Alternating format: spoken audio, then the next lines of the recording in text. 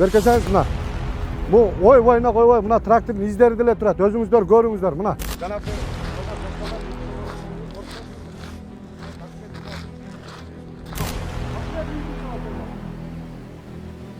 Сузак районуна караштуу Жыгач-Коргон айылы аркылуу өткөн Көгарт дарыясынын суусу жээкти жей баштаган. Дарыянын жээги жээлей берип, үйлөргө жакындап, жергиликтүү тургундарга коркунуч жаратууда. Жыл өткөн сайын жээктин 1,5 метрдей кемип, азыркы учурда үйлөргө 10 метрдей жакындап калган. 2 километрдей курула турган дамба 400 метр курулган соң токтоп калган. Бул суу киргенде наркы жээк, берки жээк толтуруп таштайт. Анан суу тартылгандан кийин ошол тиричиликке, үй тиричилигине керектүүсүн шагыл алышат.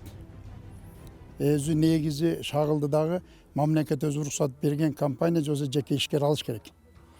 Аны карабастан жеке трактору барлар, өзүн билемдиктер келип ар жерди казып, кандайдыр сууну огонго да ошолордун немеси залалы тийип атат бизге. Бизде кыя жолдор болду, машина түшө турган жолдор бар болчу ушундай.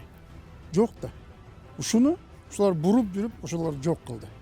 Ошол суунун айынан, ушунун дамбанын жоктугунан келип ушулар бизге келди, элге келип, өтө коркунучтуу алып келип койду бизге. Жергиликтүү тургундар өздөрү каражат чогултушуп, суунун агымын азайтуу үчүн атайын дарыянын ичин каздырышкан. Бирок башка жактан келип шагал алгандар казылган жерлерди бузуп салышкан. Натыйжада суунун агымы дагы жээкти көздөй бурулган. Анан биз жаштар коомунан атайын 80 миң, 90 миңдей акча бөлдүрүп, эки чоң погрузчик алып келип, ошол жерден сууну буруп, ошол жака казып, суунун жарымын ошол жака бөлдүк да, толук бөлө албадык.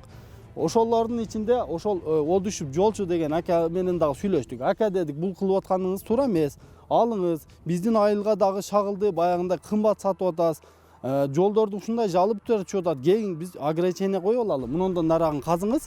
Ушундай ушул акча менен төгүп бериңиз, ушундай бул жерге келип алып, сиздин баягындай условия коюп атканыңыз патриот адамдарга бул жерге сал туура келбей атат. Ошону чечишип алалы бир деп ошондой десек, ал неме оюбуз баягындай ишке ашпады. Аталган дарыянын жээги 5 айылда суу менен камсыздаган каналга жакындап калган. Эми 5 айылда тең сууга жерлер үчүн суунун жетишсиздиги байкалышы мүмкүн деп жергиликтүүлөр тынчсызданышат. Буга чейин көп тиешелүү жактарга арызданышып, бирок андан эч майнап чыккан эмес. Тескерисинче тургундарга коркутуулар болуп жатканын айтышат. Аталган дарыядан шагал алып жүргөн жолчу Одушев деген жаран жергиликтүү тургундардын эскертүүлөрүнө кулак каккан эмес. Суу наркы бетке өтүп алса, бул дамба ортодо эле калып кетет. Мына сайдын ортосуна калып кетет. Мына кетирген ушу дамбанын бардыгы уже жокко чыгып калат да. Болду, кайра баштан келиш керек болот. Ошон үчүн элдер коркуп, азыр мал жайып келебиз ушул жерге, мал сугарабыз.